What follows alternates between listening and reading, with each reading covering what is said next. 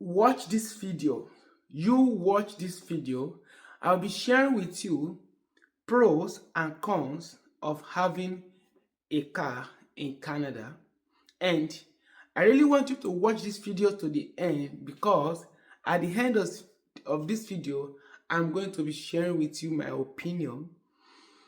The first thing I would like to start with is the pros. Apart from the fact that you need a car for yourself, to be honest, you need a car to get a good job in Canada. So if you are an immigrant, if not because of anything, you need a car to get a good job. Many job requirements comes with you having a car or the ability to commute. So you can't do with this. You can't just do without a car when it comes to some situation, because you have to go to work, you have to get to work on time, and the boss might delay. And I believe that you will not want to be spending like $30 for a trip when you order a taxi, because it depends on where you live. So there are some many areas whereby you cannot even order a taxi. You can't, because you have to travel like 1 hour 30 minutes to commute to do your job. So in that kind of situation, how do you think you can survive without a car? So my first recommendation would be, if not for anything, you need a car to get good job. Believe me or not, some job will not come into your way if you do not have a good car. If you do not have a car to commute to the job. That's number one. Number two, you need a car to protect yourself from the intense weather. Cold is real. Cold is very real. And I know that you will not want to expose yourself. You don't want to expose your system into the cold weather. So if not for anything again, you need a car to protect yourself from the intense weather when you go out there to do your activities. Also, one of the reasons why you should have a car is because you will have accessibilities and free movement. And also, you will be free from you getting a bus, because bus can be so stressful when it comes to taking you from one spot to the other. You might be going into, like, let's say, from your house to where you are going to is about, let's say, is about 20 minutes. You might be in the bus for 45 minutes before you get there. Ask me why.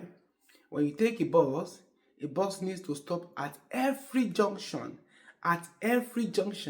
to pick and drop other people. Remember that you are not the only user of the vehicle. So, and it is a public transport, and you have to obey by the rules and regulations. So it will stop.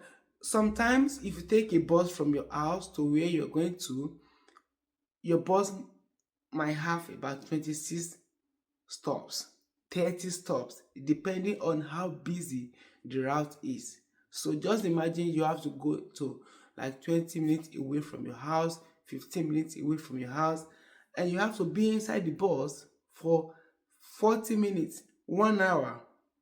And other thing is that if you even take a cab, maybe to go to groceries, maybe to go to work, you will be spending like $30 to go, $30 to come. That's $60. So let's do the calculation. Let's assume that you are going for a walk, and then maybe at the end of the whole shift, like 12-hour shift, you have to come home with, let's say, $200 or $250, depending on the rate per hour. Now, you take a bus of $30 plus tax. You also take, you take a cab of $30 plus tax to go to work in the morning. And when you are returning back, you also take a cab of $30 plus tax and you come back home. You want to minus that from the total amount of the money you go to work for. And also, you are going to eat, you are going to drink, you might still want to buy one or two things like a coffee, like this and that. So at the end of the day, you go out to work for $200, $250, depending on the pay rate, but along the way, you spend about roughly $80. So, and then have it at the back of your mind that when you are receiving your paycheck, you are still going to be taxed, because tax will be the tax will be deducted again. So if you check the whole thing, you might be like, you need a car to do this. Also, you just need a car to move around when it's come to you coming down to Canada. I will quickly go to the cons. Yes, I know it's sweet to have a car because you have access to this and that and this, but number one cons is that, are you ready for the monthly insurance tax payment? Because if you have a car, depending on the year and the product, you are going to be paying car insurance every month, and then you don't have to beg for that. It will be deducted from your account automatically. So if you want to have a car, then you should be ready to pay your monthly tax on that car. Also, it is very sweet to have a car, but remember, you are going to be paying for gas. Gas means like a fuel, the petrol that you buy into the car to get it moved from one place to the other. So if you want to do that, then you should be able to be ready for that as well. Cost of maintenance. Cost of maintenance is there. Your vehicle might, for example, cost of maintenance starts from you getting winter tire and summer tire. Every vehicle owner at the beginning of December, you must change your tire to winter tire, because there are some tires that cannot be okay to drive you safely on the road during the snow. So you want to change your tire to winter tire December, January, February, March, and then late March or early April, depending on the province you live in, you want to change your tire again to summer tire, because if you use that tire, the winter tire and summer tire, then next winter you have to buy a new winter tire, so you don't want to incur a lot of cost on yourself. So that is the cost of maintenance, and you have to fix your brake, fix that and fix this. So be ready for that as well. As well, the craziest thing that people do when it comes to getting the car is finance. I will say to you, please, if you don't have at least 5,000 to 6,000 income every month, don't finance a car. Don't finance a car. Financing means you go into a dealer shop and you negotiate, okay, you want this car, 2017, 2018 Toyota, and they're gonna give you the aggregate. They're gonna check your credit score, and then they're gonna use that to assign you a car, and you'll be happy and go back home. And you have to be paying that car every 2 weeks.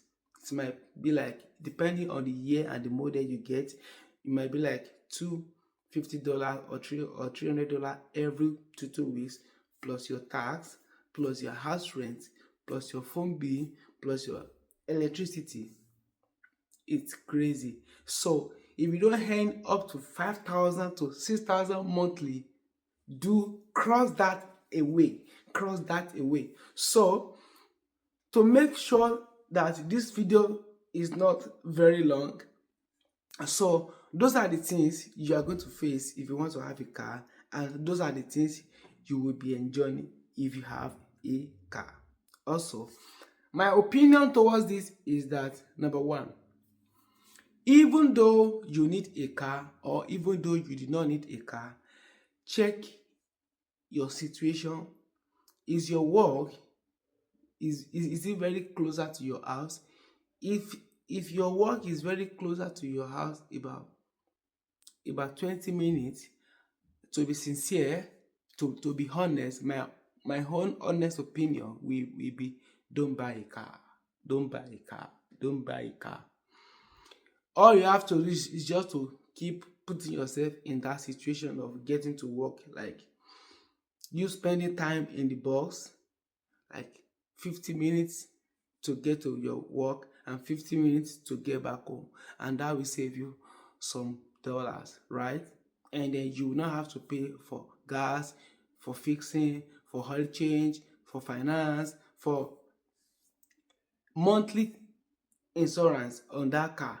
So it will save you a lot, but it will never save you if you want to go to like, let's say you want to go to community time, you want to enjoy yourself, you want to do this, you want to go to the ghost street, you might still be using transit, which I think is still okay. But if you need to get a good job, a good job, you need a car. So check into your situation and look into what fits in for yourself. Remember, you are going to be at the battle by yourself, so you want to think very well before you take that step. Thank you today, and subscribe to my channel, and then let's build a great family. Share this video, and then see you in my next video. Thanks. Peace out.